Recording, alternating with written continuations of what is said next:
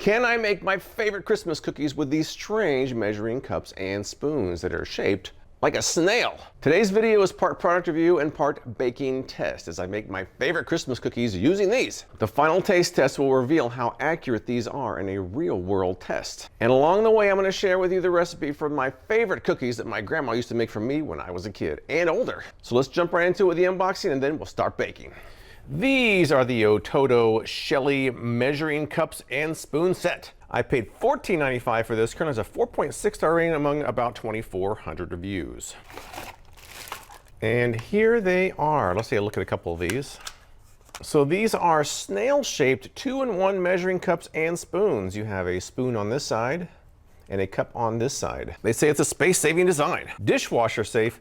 Amazon also says customers usually keep this item. Now online, most people who liked them said they were cute. That was the word I saw the most often. They also said they are functional. Now there are people that didn't like it though. Someone was saying the measurement's not marked on there, but I do see it in the bottom. Some people said that they don't really stand up or they fall over easily, so we'll have to see about that. How about a quick accuracy test? I've got this zeroed out. 1 cup of sugar in a regular measuring cup.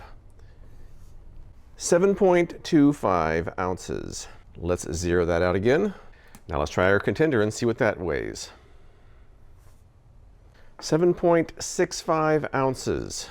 That's only about a 5% variation. I think that's certainly acceptable. Let's try a tablespoon test here. Here is the control tablespoon leveled off with sugar.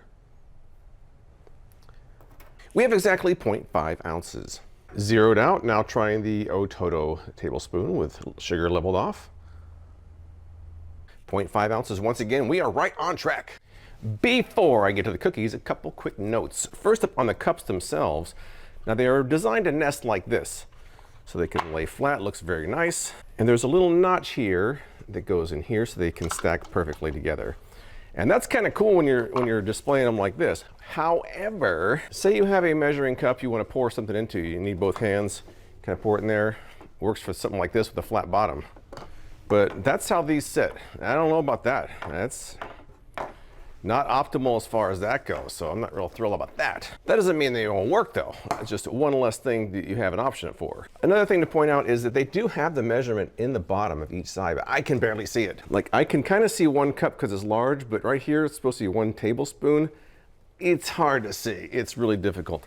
I'm actually using the box which shows the measurements on there because I can't see this. Even with my reading glasses on, I can't see it. And the smaller it gets, the more ridiculous it gets. Like this one, this is supposed to be a 1/4 cup here and a 1/4 teaspoon here. I can't see it. I can't see it. I'm gonna use the box.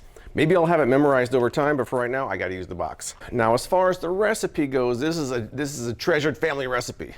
It's not necessarily a Christmas cookie because I've eaten it all year long, but it is often made by my family at Christmas time. It's a coveted family recipe, so I can't screw it up. The only change I'm making to the recipe is it calls for mint chocolate chips. I'm using peppermint extract, but it should be good. We shall see. But if the measurements are off, I will know because I've had these cookies a million times before, and they're my favorite cookies. It's time for our first measurement. I'm really kind of curious how these work. First up, 1.5 cups of flour. So let's see how this works as a measuring cup. According to this box here, this should be 1/2 cup. Next up, 1.5 teaspoons of baking powder. This one I'm curious about, and we're gonna have to get in there. Will it reach? Once again, I have to refer to my chart here because I don't have it memorized and I can't read them. All right, so this is gonna be 1 teaspoon. Let's see how that works. We have 1 teaspoon, and this one should be 1/2 teaspoon. Can I read it? I can kind of read it, but it's not easy. 1/2 teaspoon. Next up, 1/4 teaspoon of salt. That's going to be this small one here. 1/4 teaspoon of salt. There we go. I'm just gonna give this a little mix and then set this aside. Let's get a bigger bowl here for this step. We're gonna add 1 cup of granulated sugar. Using our 1 cup measurement again. Observation I'm noticing is that this handle is kind of small. I mean, you're using basically a measuring spoon as a handle. I mean, it works, but it's kind of small. 6 tablespoons of softened butter.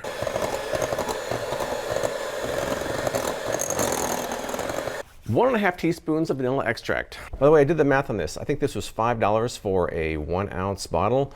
That equates to about $640 per gallon. So you thought gas was expensive, try some vanilla extract instead. Gas seems cheap at that rate, but I digress.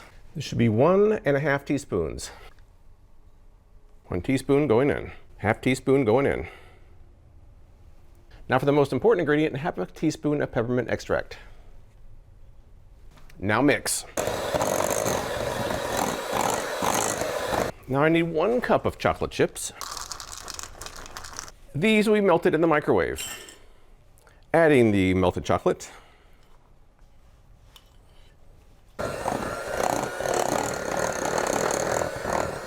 Adding 2 eggs.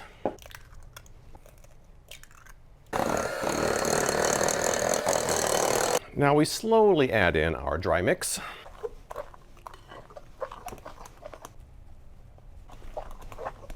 For my final ingredient, a half a cup of chocolate chips. And then we just have to mix those in.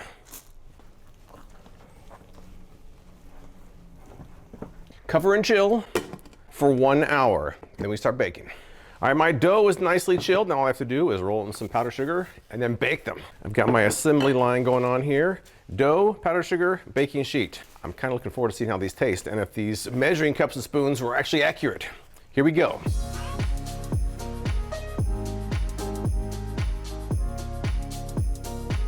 First batch, ready to go. Let's throw these in the oven, see how they turn out. This is the big test.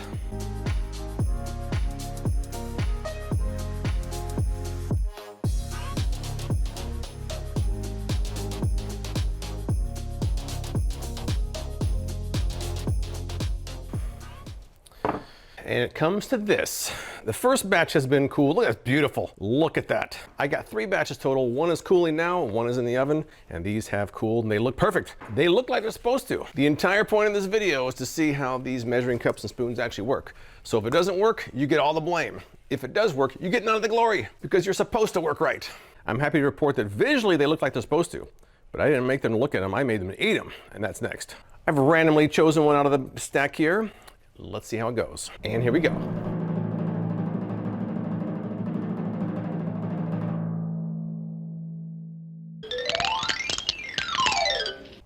They're perfect. They're exactly as they're supposed to be. Even using the peppermint extract instead of the mint chocolate chips, that worked perfectly. So you may not be perfect, but you pulled through in the clutch on this one. All right, so as far as these measuring cups goes, which was the point of this video, I don't like the way they stand up like that. That's not cool. I don't like that you can't really see the measurement inside, and it's a little bit awkward to hold them in certain situations, but they are cute. And the measurements seem accurate, so as far as I can tell, if you don't mind some limitations, it is kind of a cute display piece for your kitchen. If you're one to have cute designs, this could work well. If you're looking for the absolute perfect measuring cups and spoons, they may not be it.